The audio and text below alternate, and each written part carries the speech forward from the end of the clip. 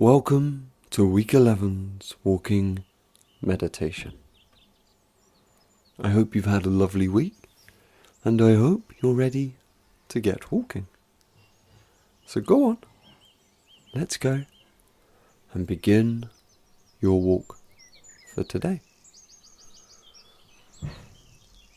As you walk, find a pace that suits the way you are feeling on this day. And just begin to listen to your body, without judgment, but with acceptance. Feel the rolling floor under your feet. Become aware of your toes gripping the floor and the rippling effect that walking has on your legs. How does it feel with each step? How does it feel through the ankle, through the knee, and up into your pelvis?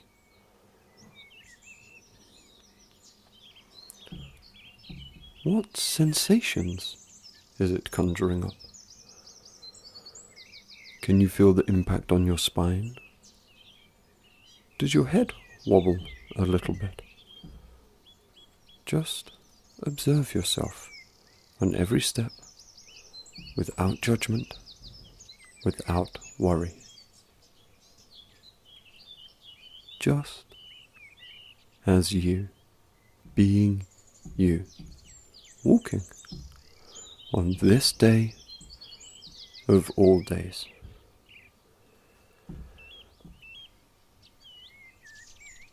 Does your walking feel different in week 11 compared to week 1?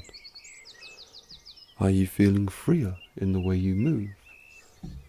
Are you feeling the effects of the exercise that you've been doing day in, day out for 11 weeks?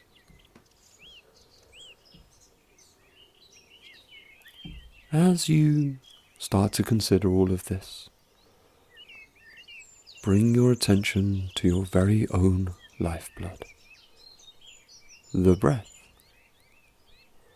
Fill your lungs with the crisp, fresh air, and be aware of the path the air takes as it slides through your nose, down your windpipe, and forces your ribs to open as wide as possible.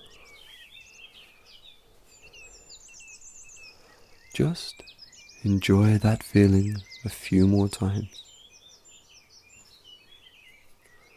Breathing as clearly and as deeply as you possibly can. Then, as you breathe out, connect with the sensations of the air rushing out of your mouth. As the air passes your lips, send a positive energy out and allow a brief smile to touch your lips. A wonderful technique which we spoke about last week that I use when I'm doing this is what's known as a whisper da. Remember, as you breathe out, you want to draw your attention to something that you're looking forward to this week. It can be meeting a friend, doing your workouts, the sunrise, or the birds that you get to see each day. What it is doesn't matter, as long as it is something you are really, really looking forward to. As your out-breath is coming, rushing up out of your body, in your mind's eye, picture your event. Picture what it is you're looking forward to. How does it look? What can you see? How does it feel? Why are you looking forward to it so much? And what is it about this event that you enjoy so very much?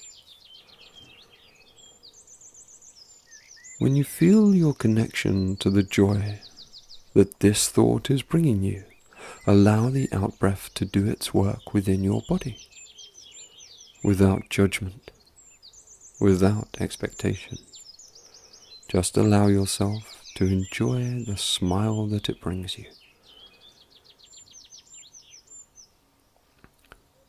This week, I want to discuss our identities.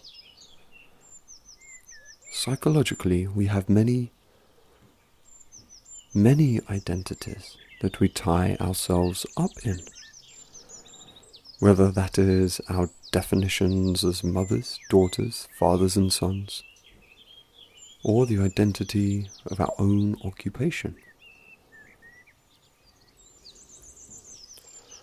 When it comes to fitness and fat loss, we also have to battle other identities that we carry with ourselves. Whether that's the identity of someone who always sabotages themselves, or someone who is consistent for 3 weeks, then gives up. It could be that you cling to the identity of being all or nothing, and always end up on the nothing side of that spectrum.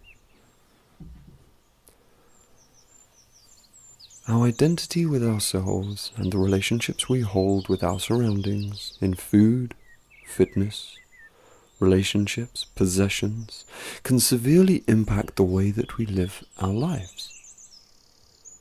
Without even knowing it, your dedication to fitness, or lack thereof, if that is your identity, can manifest itself elsewhere in your life.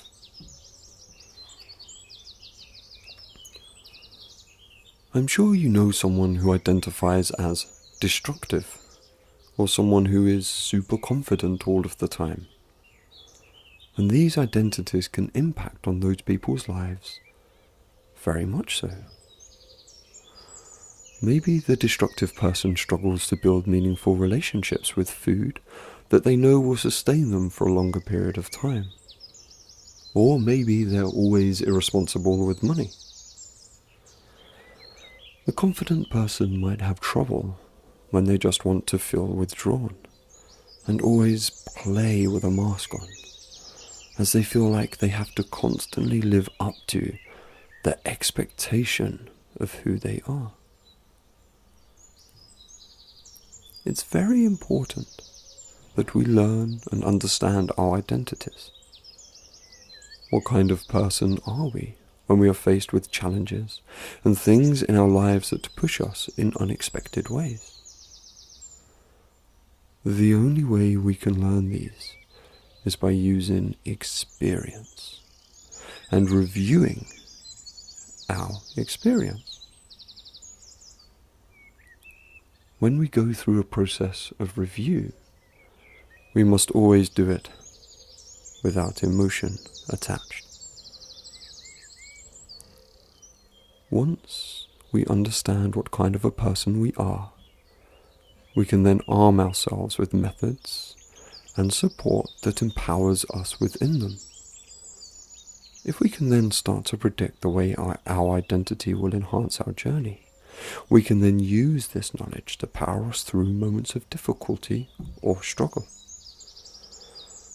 For example, if whenever you walked past your favorite coffee shop, you just had to buy a coffee, then it stands to reason that not exposing yourself to that, either by changing your route to work, or going past the coffee shop when it's closed, would help protect you from that. And our struggles with food and fitness are no different. If you know you have an identity where you always give up after 3 months, then as that deadline approaches, you can take steps to protect yourself from falling into the same trap again. You can also work against these ingrained behaviors or identities every day by instilling your habits and working towards your goals. By writing down your achievements, celebrating your progress, and making sure you keep track of what you are doing, you will help progress against your struggles. I recommend journaling, reading self-development books, and trying to be the consistent person you know that you can be. Remember, the more towards the path of objectivity you can walk, the more you will find your freedoms in what you do,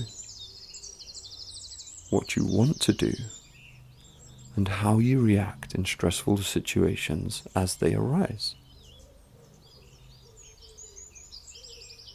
Now, as I bring this walking meditation to a close, I want you to think about what identities you believe you have, both positive and negative, and how you are going to empower yourself to use them to your advantage. Knowledge is power, and applying that power to your journey is going to help you no end at all.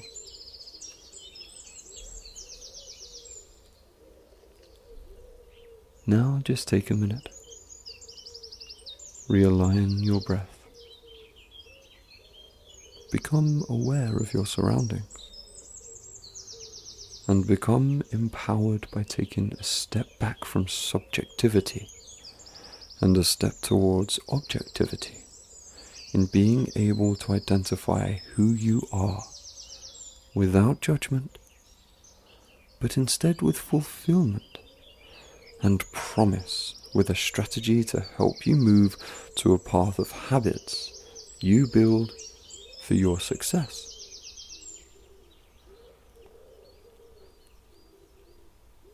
Well done on completing week 11's walking meditation. I hope you have had a wonderful week, and I can't wait to see you in the Fitness Collective this week.